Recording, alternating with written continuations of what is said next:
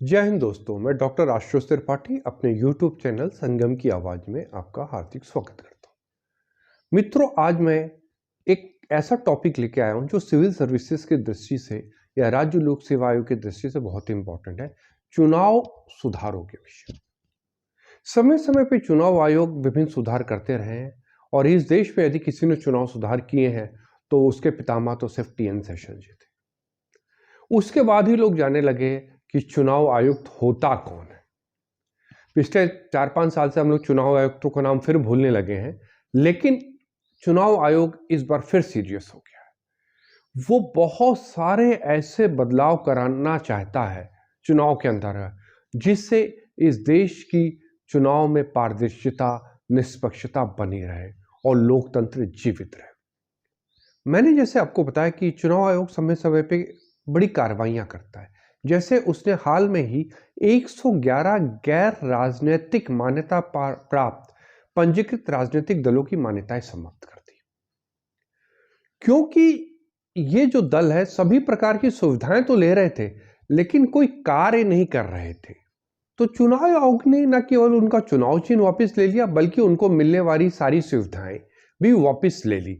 इससे पहले भी करीब ये 87 राजनीतिक दलों की मान्यताएं समाप्त कर चुका है, क्योंकि बहुत सारी सुविधाएं जो होती हैं, जैसे राजनीतिक दलों को जो पंजीकृत हैं चुनाव आयोग में उनको इनकम टैक्स में छूट मिलती है, बहुत सस्ते दरों पे दिल्ली या जिस राज्य में वो मान्यता प्राप्त है वहाँ पे बहुत सस्ते दरों पे जमीन मिल जाती है ऑफिस खोलने के लिए। तो ऐसी बहुत सारी सुविधाएं जो राजनीतिक दलों को चुनाव आयोग या भारत सरकार से मिलती है तो तत्काल रूप से बंद कर दी गई।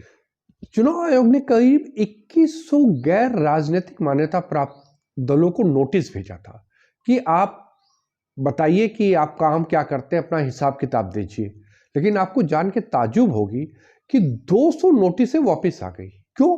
क्योंकि जो पता उन्होंने चुनाव आयोग में रजिस्टर्ड कराया था उस पते पे कोई राजनीतिक दल था ही नहीं। चुनाव आयोग से नोटिस वापस आने पे ही उसने उनकी मान्यता नहीं समाप्त की, बल्कि उन्होंने बाकायदा एक टीम बना के सत्यापित कराया भौतिक रूप से कि क्या वाकई वहां पे राजनीतिक दल का ऑफिस है कि नहीं। बड़ा जान के आपको आश्चर्य होगा कि ऐसा कोई ऑफिस उन 200 पते पर था ही नहीं। समझ रहे? इसके साथ साथ 66 ऐसे दल थे अपने चंदे का हिसाब किताब ही नहीं दिया था, क्योंकि इनको बहुत सारी छूट मिलती है चंदे में। जैसे कि 20,000 के नीचे यदि कोई चंदा लेते हैं तो उसका हिसाब किताब नहीं देना पड़ता। तो बड़ी बड़ी राजनीतिक पार्टियां, मैं नाम नहीं लूंगा, सारी राजनीतिक दल जो चुनाव आयोग से चाहे राष्ट्रीय स्तर की हो चाहे राज्य स्तर की हो, वो क्या करती, छोटे छोटे चंदे लेती 20-20 हजार से, जिनका हिसाब नहीं देना पड़ता। तो अब चुनाव आयोग इस पर भी सीरियस हो गया है। उन्होंने कहा नहीं, एक व्यक्ति ने साल भर में आपको कितना चंदा दिया है उसका हिसाब दीजिए। यदि वो 20,000 से अधिक हो, होता क्या था, एक व्यक्ति 2,000, 2,500, 5,000 करके 20,000 के नीचे 100 बार चंदा दे देता था। लेकिन चूंकि 20,000 के नीचे चंदे का हिसाब नहीं देना पड़ता तो राजनीतिक दल इसका लाभ लेते थे, अनुचित लाभ लेते थे। अब चुनाव आयोग इस पे सीरियस हो गया कि नहीं, यदि एक साल के अंदर किसी व्यक्ति ने कितनी बार भी चंदा दिया हो, लेकिन यदि उस चंदे की रकम 20,000 से अधिक है तो आपको उसका हिसाब देना ही पड़ेगा। चुनाव आयोग निर्दलीय उम्मीदवारों के संदर्भ में एक बहुत बड़ा कदम उठाने की कोशिश कर रहा है। उसने सरकार को एक प्रस्ताव भेजा है। ये निर्दलीयों के खिलाफ क्यों चुनाव आयोग सख्त हुआ है, मैं आपको एक छोटा सा आंकड़ा देता हूं, फिर मैं आपको समझाता हूं कि 2014 में कुल जो लोकसभा के चुनाव कैंडिडेट लड़े थे करीब 8,251 थे, जिसमें राजनीतिक दल भी थे और निर्दलीय थे। लेकिन इनमें निर्दलियों की संख्या कितनी थी, 3235। मतलब 8,251 में 3,235 से निर्दलीय थे, 45% निर्दलीय थे। और 2019 में देखिए कि 8,049 कुल कैंडिडेट लड़े। मतलब यदि उसकी तुलना करें 2014 से, 2014 में 8,251 थे तो 2019 में करीब कितने आ गए, 8,049।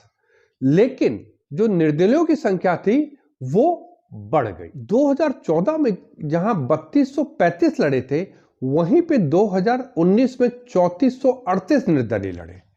और आपको जान के बड़ा आश्चर्य होगा कि 2014 में 3235 जो निर्दलीय लड़े थे उसमें केवल 3 जीते और 2019 में 3438 जो निर्दलीय जीते उसमें भी केवल 3 ही जीते, बाकी सब हार गए। और विडंबना ये देखिएगा कि अधिकांश लोगों को इसमें 100 वोट भी नहीं मिले और वो अपनी जमानत जब्त करा गए। तो चुनाव आयोग को लगा कि ये जो डमी कैंडिडेट होते हैं, जब जबरदस्ती निर्दलीय रूप में प्रचार के लिए खड़े हो जाते हैं और बार बार खड़े हो जाते हैं, इन पर रोक लगाई जाए क्योंकि ये चुनाव आयोग का खर्च बढ़ा देते हैं। तो उन्होंने एक प्रस्ताव भेजा है कानून मंत्रालय को।